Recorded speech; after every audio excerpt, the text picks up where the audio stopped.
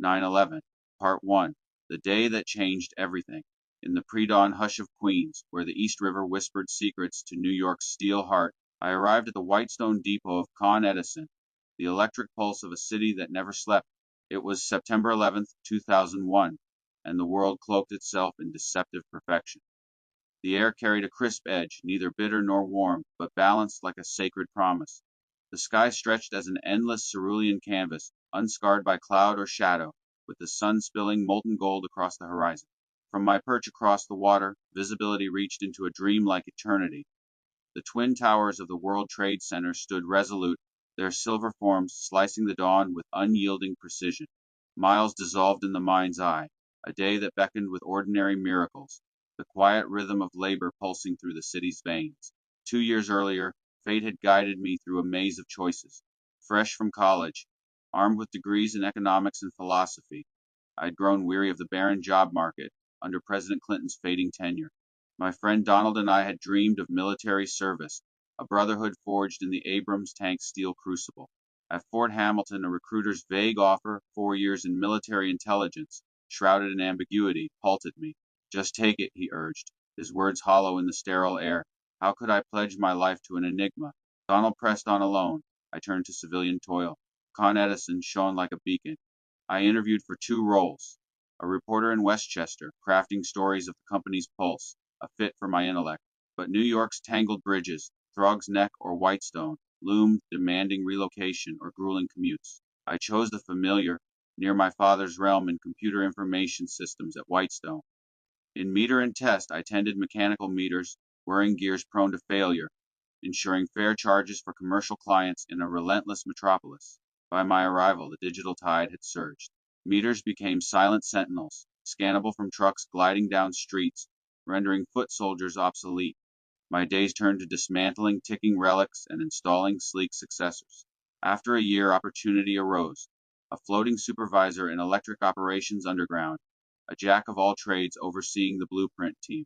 They mapped the city's hidden arteries, manholes, conduits, diagrams, pulled from chaotic drawers, guiding crews with precision. I endured splicing school, mastering the weave of electrical lifelines, and ascended to operating supervisor.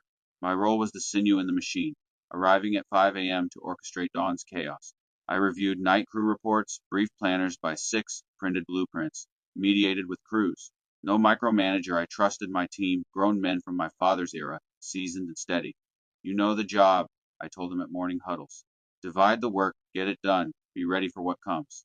They delivered, freeing me to roam, attending computer systems meetings in Manhattan, bridging the old guard's skepticism with my fluency in technology, a tongue I'd spoken since age 9. To ex-military colleagues, computers were arcane relics. I was their translator. Not all paths were smooth. I clashed with Paul, the department's meticulous planner, and Steve Levagine, a Marine veteran supervisor, their rigid ways grating against my fluid style. They scorned my leniency, urging patrols and barked orders. But Vinny, the steady department head, nodded approval, and I held firm. Those frictions forged me. Years later, I'd see their lessons in my resilience, Paul's precision, Steve's unyielding grit. The roughest bonds, I learned, often carve the deepest wisdom, their thorns shaping us for trials unseen. That morning, I slipped into routine beneath the flawless sky. By 5 a.m., the depot hummed, gears stirring awake. I met planners, checked the yard to ensure crews rolled out by 7, then retreated to my second-floor desk. Emails flickered, meeting invites, oversight requests. A fragile peace cloaked me, the kind that lulls the vigilant. Then an Irish accented voice, nameless in memory's haze, shattered the calm. The World Trade Center's on fire. From my window across the river in Queens, LaGuardia's runways gleamed, planes frozen like startled birds. Beyond, the towers pierced the sky, one wreathed in smoke curling like a serpent's breath. It seemed trivial, a smudge on their grandeur. The World Trade Center, titans of steel and glass, immortalized in films where King Kong leaped between them, icons of a city unbowed. No skyscraper had ever fallen here. Radios crackled, whispers speculated, a small plane, an errant spark. 10, 15 minutes ticked by in suspended disbelief. I sat, the world a distant stage, its drama unreal. Then a roar clawed the heavens, rattling the roof's bones. I looked up as a plane, its form cruelly vivid. Wings glinting, fuselage stark, markings etched in betrayal, sliced low, unnaturally so. LaGuardia's runway was a choked artery, planes grounded in eerie paralysis. My eyes tracked the intruder, a specter gliding with malevolent grace, until it struck the second tower in a cataclysm of fire and shattered glass. The world unraveled. Chaos engulfed the depot. Keys blared fractured reports. Phones wailed with desperate urgency. My father, on the first floor in system, joined me. A manager, keys jangling, led us to the roof. Binoculars passed between us, magnifying the nightmare. Smoke billowed like a wrathful spirit, thick with ash that stung the nose, a metallic tang of ruin. Figures appeared at jagged windows, silhouettes writhing against an inferno's glow, souls trapped in a hellscape. They leaped, plummeting in arcs of despair, their faces blurred yet seared into eternity. The air thrummed with dread, cell phones faltered, Nextels pushed to talk a frail tether. From that rooftop, the scene was a grotesque illusion, a magician's trick played on a city of believers. The towers, cinematic giants, stood conjured, too vast, too eternal to yield. Yet flames mocked their majesty, licking steel with ravenous hunger. The first tower fell in a heartbeat, not crumbling but dissolving, a cascade of dust and steel fragmenting into confetti, as if reality itself betrayed us. The second followed, the ground trembling across the river, a low moan rising from the earth. How could these monoliths, woven into the city's soul, vanish like a conjurer's slate? It was a magic show turned monstrous, the stage collapsing under its own illusion, leaving a void where eternity once stood. In the weeks and months that followed, the stories poured in, whispers from survivors and rescuers that painted a canvas of eldritch terror, second-hand horrors that clung to the soul like shadows from an abyssal realm. Everyone had a tale, a fragment of the nightmare that refused to fade, shared in hushed tones over radios, in break rooms, or on subways where grief hung heavy. One rescuer spoke of sifting through the rubble's cyclopean graveyard, where twisted steel groaned like ancient beasts awakening. He described finding a man sitting upright amid the debris, his body a mangled relic, legs severed by the collapse's merciless jaws, torso oozing crimson into the ash-choked ground. Yet his eyes burned with primal defiance, whispering pleas through bloodied lips. A wedding band gleamed on his finger, a fragile token of life amid the void. Another tale came from those trapped in the collapsing voids. A woman buried alive for 27 hours, like Janelle Guzman McMillan, the last pulled from the wreckage, her world reduced to suffocating darkness, the weight of fallen concrete pressing like the indifferent hand of some cosmic entity. Her breath shallow gasps in a pocket, formed by a merciful slap. The air down there reeked of decay, a cloying miasma of scorched metal, burning rubble, and the pungent rot of nearly 3,000 decaying bodies, an unholy perfume that invaded the lungs and haunted dreams. Sounds echoed through the tales, the sickening thuds of bodies striking pavement, like overripe fruit bursting open, or the muffled cries from beneath the debris, where survivors clawed at the abyss, their limbs crushed, forms distorted into grotesque parodies of humanity.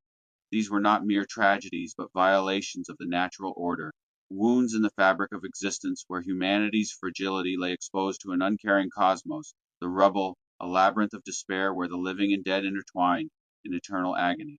The aftermath was a requiem of horrors. Whispers carried tales.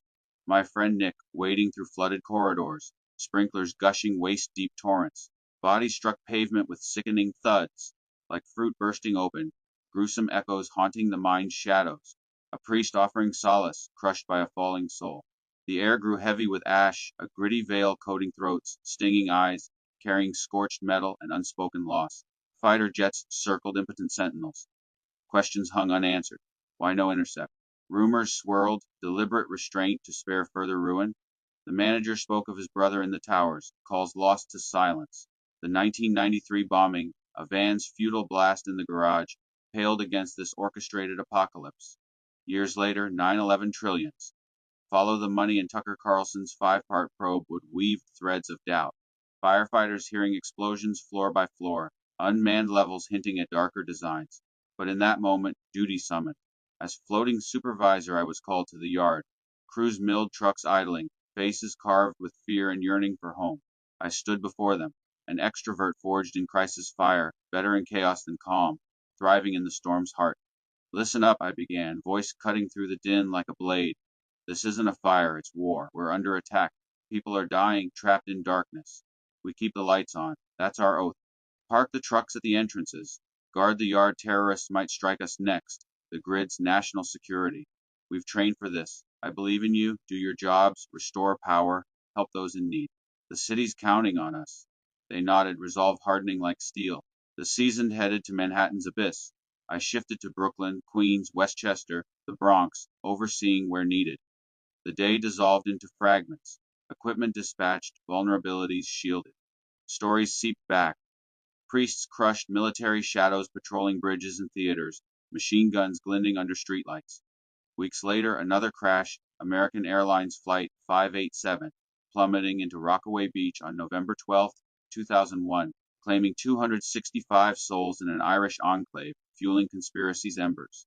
Grief saturated the city. Subways bore silent weepers, mourning kin lost in the tower's dust. The Pentagon's anomalies, no engine debris, improbable holes, stirred unease.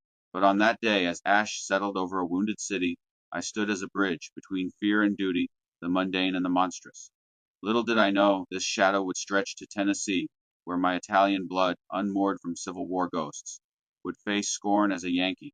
I'd protest the label, explaining Italians arrived in the 1900s, absent from that ancient conflict's grudges. Those issues are dead, I'd say, stung by second class treatment. Worse, a manager named Nancy would later dismiss my witness to this day, when 3,000 perished, their agony etched in rubble's horrors as inconsequential, a disgrace to their memory. Her words, callous and cruel, spat on the graves of fellow Americans, a betrayal that demands their story be told, their cause championed, their sacrifice never forgotten. The lessons of Paul and Steve, hard won through friction, would anchor me, proving that the roughest bonds forge the strongest wisdom for battles yet to come.